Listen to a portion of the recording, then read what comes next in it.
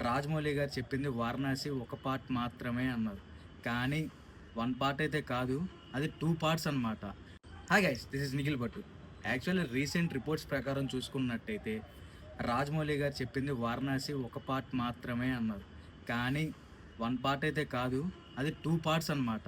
First part వచ్చి 'globe trotter' and second part వచ్చి 'time trotter' అనమాట.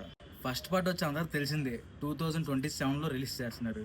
అంటే సెకండ్ పార్ట్ వచ్చి 2029లో రిలీజ్ చేస్తున్నారు.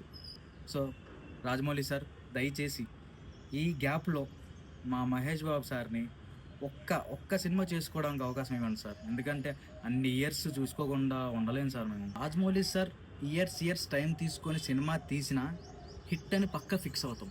కానీ బయట డైరెక్టర్లతో అలా కాదు. ఇన్ని సంవత్సరాలు పెట్టి సినిమా తీస్తున్నా అది హిట్టా, ఫ్లాపా అనే కన్‌ఫ్యూజన్‌లో ఉంటాం. సో మీరు ఖచ్చితంగా హిట్ కొడతారు సార్. కాకపోతే మా మహేష్ సార్‌ని కొద్దిగా మనసులో పెట్టుకొని తొందరగా ముగిచ్చేస్తే ఫ్యాన్స్‌కి హ్యాపీ, అందరికీ happy sir. Thank you guys. నా కంటెంట్ గనక మీకు నచ్చినట్టయితే do follow and support. Thank you.